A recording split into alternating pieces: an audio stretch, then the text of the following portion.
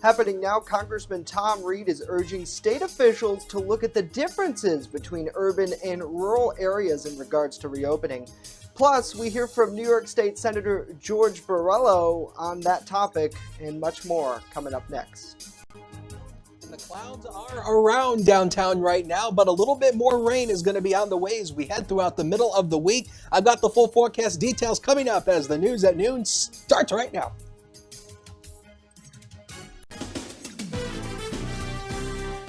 Live and on demand, this is WNY News Now. And thanks for joining us for WNY News Now. I'm Justin Gould. 2 new cases of COVID-19 were reported in our area yesterday. Chautauqua County officials say there are now 32 confirmed cases, including a new case of a woman in her 50s. That takes us to 4 active cases that continue to recover in quarantine. 25 people have recovered, and 3 deaths have been reported related to the outbreak. Now in Cattaraugus County, the health department was notified of their 36th confirmed case of COVID-19 yesterday. Officials say the case involves a male resident who resides in the southeastern corner of the county and was admitted to Olean General Hospital after experiencing a fall at home on March 26th. Officials add that he was immediately transferred to Buffalo General Hospital, where he has received care since that fall. He was tested for the virus on April 25th, and his result came back this week positive for COVID-19. The department now has begun to contact trace his history, and they say those who could have come in contact with him will be contacted by health officials. They're continuing to ask residents to hunker down and avoid any non-essential travel, especially to areas where there is community spread of COVID-19. Well, many unanswered questions remain following New York State Governor Andrew Cuomo's announcement last week to utilize a gradual regional by region reopening approach. People are wondering when Chautauqua and Cattaraugus counties will be able to reopen their economies and if a reopening would be contingent upon what will be happening in the Buffalo area. Congressman Tom Reed tells us that he's been in contact with Lieutenant Governor Kathy Hochul, and he wants her to realize that each county within the region has a different set of circumstances. And I believe that there's recognition that what happens within the city of Buffalo and the city of Rochester is different than what happens in Chautauqua County, Cattaraugus County, Steuben County. And that's why you need that dynamic action plan put together that takes that into consideration. Reed adds that he has, quote, enjoyed his working relationship with the lieutenant governor over the years, and he says that he will help ensure that the voice of the Southern Tier will be heard. Coming up in just a few minutes, Senator George Borrello joins us live to talk about the reopening process. Well, there's new scrutiny for a key component of testing in the United States as the coronavirus pandemic continues. Antibody tests help determine if you have the virus, but there are now some serious questions about whether they actually work. One researcher described the accuracy as, quote, really terrible. Medical correspondent Elizabeth Cohen with more. Antibody testing to check for past infection. Officials have said these tests are critical to reopening the economy. But there are concerns many of them don't work very well. The problem is that these are tests that need to be validated and calibrated. And many of the tests out there don't do that. So scientists in California, including at the Chan Zuckerberg Biohub, decided to see how are they working. Out of the 12 tests they looked at, several had frequent false positives. One got false positives more than 15% of the time. 3 others, false positives more than 10% of the time or more. One of the researchers calling these results really terrible. Last month, the U.S. Food and Drug Administration relaxed their standards for these tests, allowing them to be sold without submitting any data showing that they work. For weeks, the FDA and other federal agencies have been saying they'll figure out which tests work best, but the FDA telling CNN they have nothing to share on this effort. While government scientists try to work this out, doctors at Texas A&M announcing they're going to start a clinical trial of a 100-year-old tuberculosis vaccine. It can help boost the immune system, and they hope it will work for COVID-19. Sometimes we've found that an old drug one that we've used for years can serve a new purpose. An advantage of old drugs for new purposes, they've been used before, so doctors know a lot about their safety profile. Hundreds of millions of doses of the BCG vaccine are given every year, mostly in developing countries. A disadvantage, since it wasn't designed specifically for COVID-19, it might not work for COVID-19, and it could be harmful to some. It seems a bit of a stretch, but it's very novel, and desperate times demand desperate measures. It's worth a clinical trial. In the end, it could be a combination of old and new drugs that get us out of this pandemic. We need a multi-pronged approach because we need help here, and we need to go down every trail, investigate every possibility. All right, Elizabeth, thank you. Those developments coming as the number of coronavirus cases nationally topped 1 million this week. Well, back here at home, some counties will be able to allow their hospitals to resume elective surgeries again. Now, this is part of the state's plan to start lifting certain restrictions as we move closer to reopening. New York Governor Andrew Cuomo says that elective surgeries can start back up in hospitals where there isn't a significant risk of COVID-19 and that surging in the near future. The governor listed a number of requirements that must first happen, including that a county cannot have more than 10 new COVID-related hospitalizations in the area for the past 10 days. Well, officials with the city of Jamestown say that the annual Memorial Day parade has now been canceled due to the COVID-19 pandemic. The executive assistant to the mayor, Zach Alsler, confirmed to WNY News Now that last week the United Veterans Council of Jamestown made the decision not to hold the event due to the restrictions on gathering sizes. Now, they say even though the governor's order only goes through the 15th, they anticipate that there may not be any large social gatherings allowed going forward. They say that the group still plans to hold a ceremony for fallen heroes at the Veterans Memorial Park. The city of Dunkirk also announced that their Memorial Day parade and services have been canceled due to COVID-19. They are hopeful that the community can have some sort of celebration next year. Well, hopefully everyone is having a good day, and we thank you so much for joining us here on WNY News Now as we continue to put facts over fear in our coverage of the novel coronavirus outbreak and its effects here locally. Got to say hello to Jay Lynn. Hopefully you're doing well. Thanks so much for joining us. Good to see David on the broadcast as well. Good to see Terry and Nicole. Hopefully you all are having a good day. Let's switch gears and now get a check of our weather forecast. That's where we find Chief Forecaster Dakota Hunter. And Dakota, happy Wednesday to you. It looks like it's nighttime in Weather World behind you. Yeah, it does. In the weather office, it's nighttime. But hey, did you see the moon last night?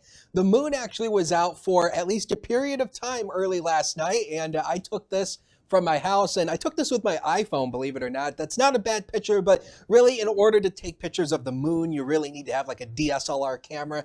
And but that was not bad to actually see the moon out early last night. And of course, any pictures of the weather or of the region in general, Hunters WX on Twitter and the First Defense weather page. Andrew and I had that, and we are always throwing stuff out there almost every day. The radar showed you just a few of those little light sprinkles moving through Cat County. Those are moving to the northeast, but if you peek back to the west, there's a few more showers moving across Ohio and northwestern Pennsylvania and moving northeastward across Lake Erie. Most of these should miss us and actually move up into the Niagara Peninsula into Canada, but we're not going to rule out the chance for an isolated shower down across the southern tier maybe later this afternoon, but the majority of the day should be dry. 57 was the high yesterday. 46 is where, of course, the low was this morning. 92 degrees on this day back in 1990. That's the record for this date. And 22 was the low set back in 1977. So through the afternoon today, clouds around. There'll be a few sun peaks this afternoon, but don't expect a whole lot. Not as much sun as we had yesterday.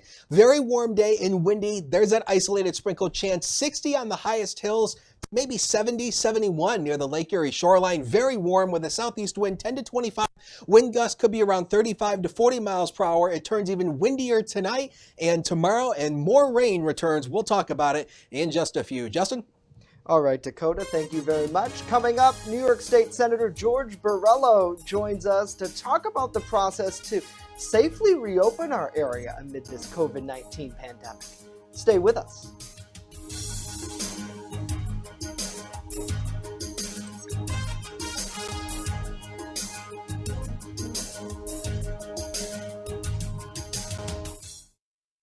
with coverage that matters. This is WNY News Now. EagleZip.com is your local one-stop shop for all of your home and business computer needs. Located on Fluvan Avenue Extension, just outside of Jamestown, EagleZip.com sells and services all brands of desktops and laptops, as well as servers and network equipment for your business. All new computer sales include transferring your data from your old computer, plus a 2-year warranty. Call EagleZip.com today. Stop by EagleZip.com today and let us make computers easy for you. This is Christine Schuyler, Chautauqua County Public Health Director, with a very important message. We need you to make every effort to protect yourselves and our healthcare workers. If you absolutely don't need to go out, don't. If you have a mild cold or flu-like symptoms, with or without a fever, stay home. If your symptoms are severe, call your healthcare provider. Do not go to the emergency room or urgent care. Do not call 911 or go to the ER unless you are experiencing a life-threatening emergency. The best ways you can help prevent the spread of COVID-19 are to wash your hands often with soap and water, cover your cough, avoid close contact with others. Please stay home. You're watching WNY News Now, your source for breaking news. And welcome back to WNY News Now. State and local leaders are working right now to find the best and safest way to reopen the region and kickstart the economy amid this COVID-19 outbreak. Joining us on the broadcast now to talk more about his efforts to help those in our area is New York State Senator George Borrello. Senator Borrello, great to have you with us today, sir. Thank you. It's good to be back, Justin. Thanks for having me. Well, last week, Governor Andrew Cuomo announced that he will be going with a plan similar to what you and Assemblyman Andy Goodell pushed to reopen the region. Can you tell us about what your plan entailed? Well, we put our plan out back on April 15th, so 2 weeks ago, and we sent it to the governor's commissioner of tax and finance, and as well as put out a lot of publicity on it so people understood what we were trying to accomplish. And first and foremost, no one is suggesting that we just flip the switch and go back to the way things were before. The plan that we are calling for, number one, breaks down the state by the 10 economic development zones that already pre-exist. But most importantly, we have asked that businesses create standards to ensure that they are still meeting social distancing guidelines, ensuring that they're equipping themselves with PPE and sanitizing areas, common areas, all those things. So for those people that think we're putting people at risk, this is not the case. Secondly, when you look at, it's not just region by region, but it's also industry by industry that we break these things down. There are low-risk industries, low-risk businesses, low-risk situations where you can safely and responsibly open and minimize risk. So, for example, there is concern, and one of the things we have to address now is the concern of kind of lumping us in with Erie County and Buffalo. And the reason for that is, there's this concern that people may come down to Chautauqua County or Cattaraugus County from Buffalo if those areas reopen. Well, what we're looking to start with is things like manufacturing. So there's no there's no audience for someone building an engine at Cummins. As much as I've been there and I know it's really cool to watch, we're not going to bring spectators down to watch manufacturers. So Certainly. That's why I think that this plan. Yeah, and certainly I know locally officials are very optimistic about reopening, and I know community members have reached out to us who, they're at home or working remotely, and they really just want things in the community to become more available. Now, I spoke to your successor, County Executive PJ Wendell, about the role and really the opportunity we have locally to build a good model to reopen. Here's what Executive Wendell had to say. I really believe that this is going to be a chance for Western New York, Chautauqua County in particular, to show the rest of the state what we're made of. This will be our finest hour, I'd like to think, and that's what I'm going to encourage our businesses to do. Now, in regard to that, Senator Borrello, what's the responsibility and really this opportunity that we have to build this reopening model? Well, and that sentiment is shared not only by County Executive Wendell and myself and others, but even a similar thing was said by Lieutenant Governor Kathy Hochul when she looks at the reopening of Western New York in general, which she has been charged with heading up. And that is, since we have a low rate of infection, since we have a very, very, very low rate of active cases, since we have critical businesses that are already operating, and we can be a model as to how we expand that. Right now we have to go from thinking of things as essential and non-essential, and going to risk factors. Who is at lowest risk? And again,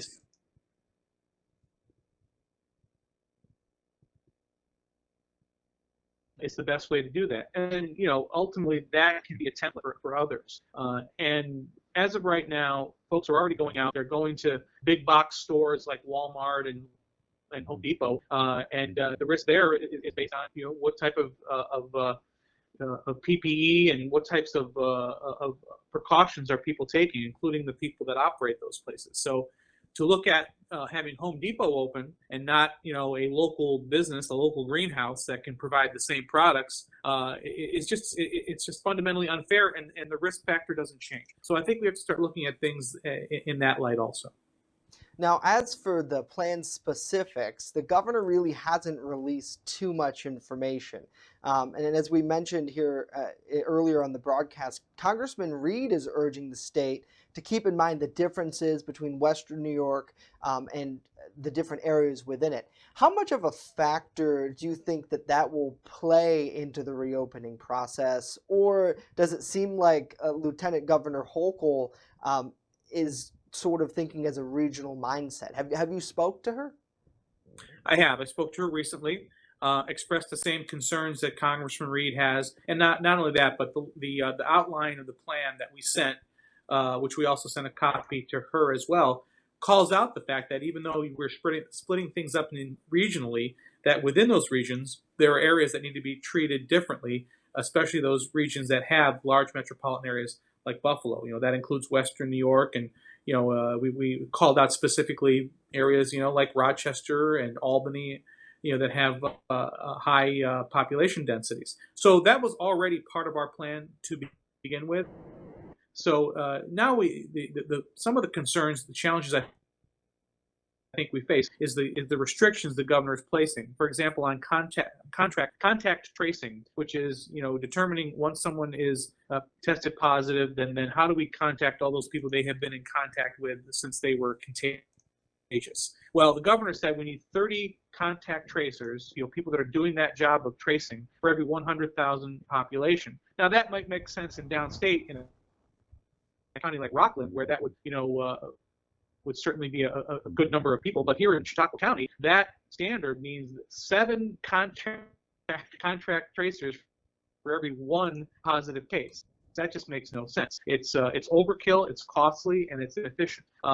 So I think that standard needs to be changed, and again, needs to be taken into consideration not just population density, but also the rate of infection.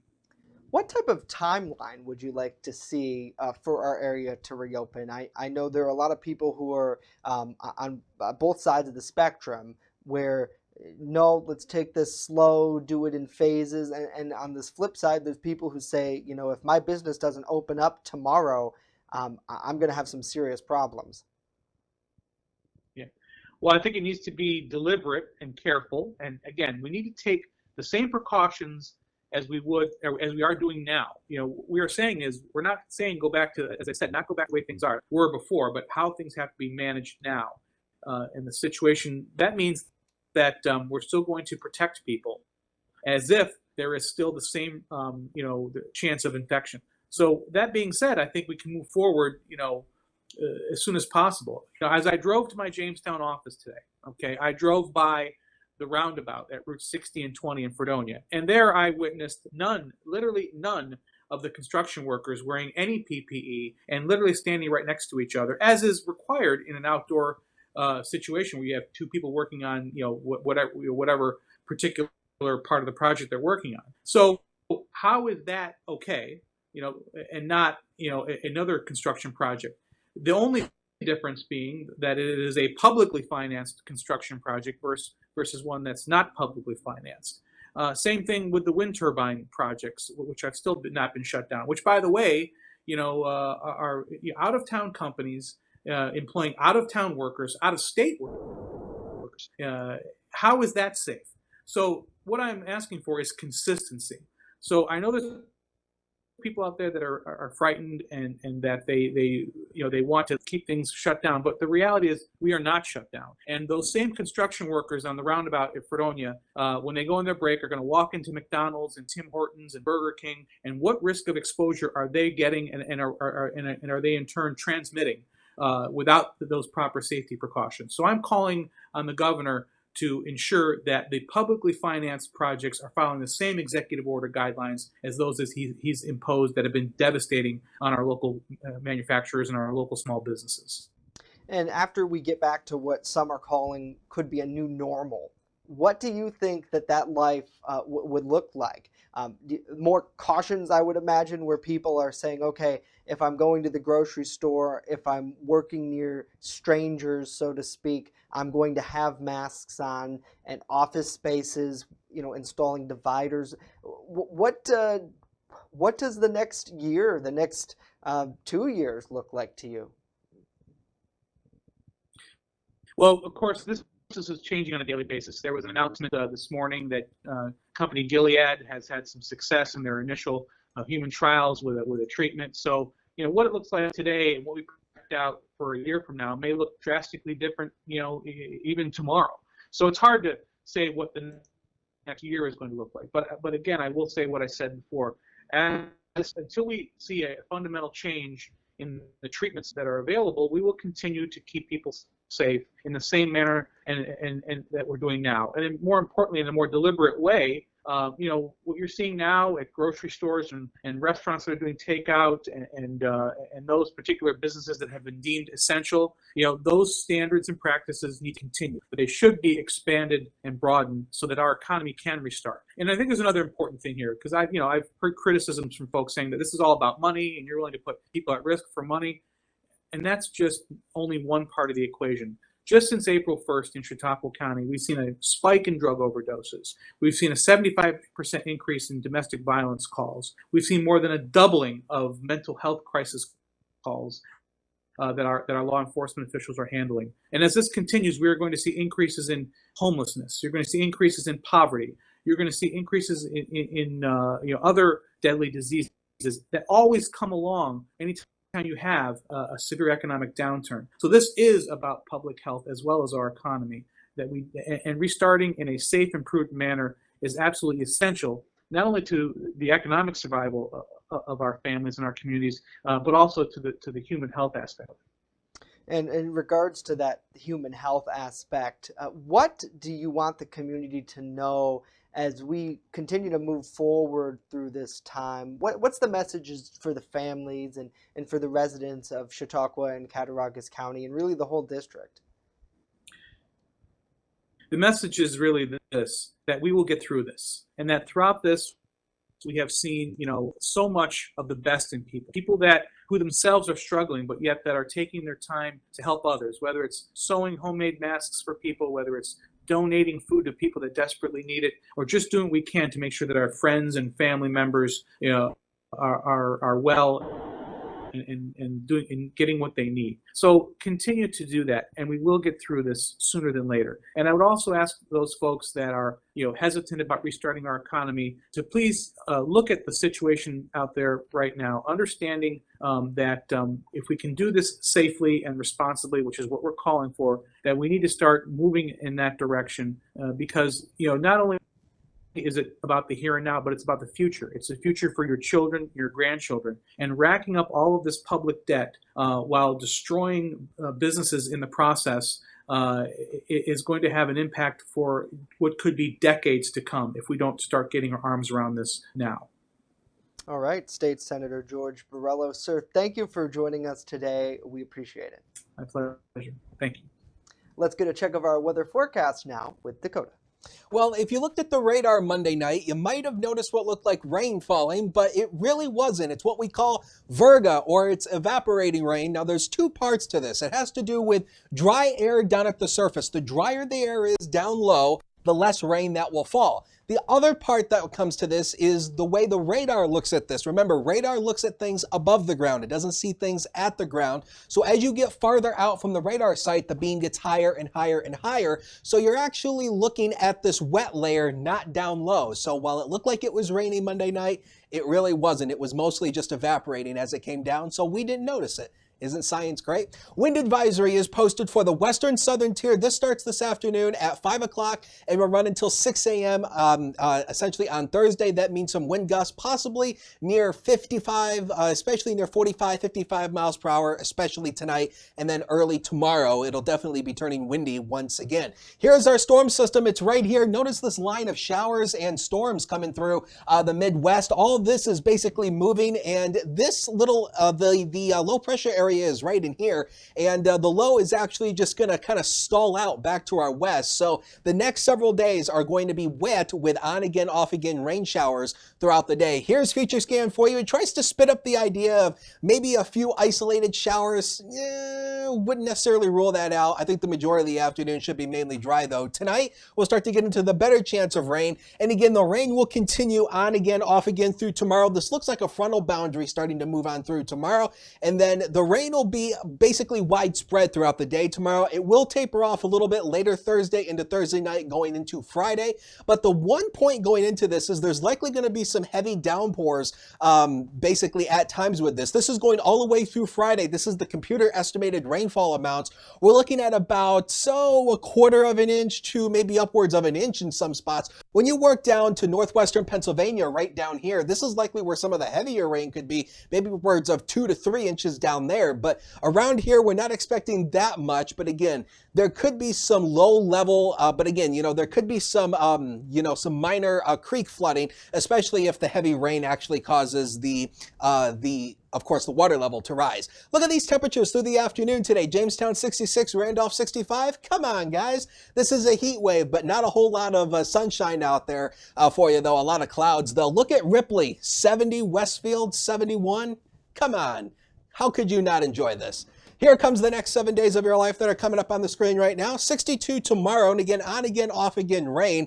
53 on Friday, just a black day, but again, on again, off again rain will be prevalent. 60 on Saturday, that'll likely be your pick day of the weekend. Partial sunshine, a few showers on Sunday. Then we turn cooler again going into early next week. We see a big upper level trough coming in next week, and that'll equate out to colder air. And looking down the road, maybe some white flakes sometime next week. We'll keep you updated. Justin? All right, Dakota, thank you very much. Not really looking forward to those white flakes, but nevertheless, we'll enjoy it while we got it.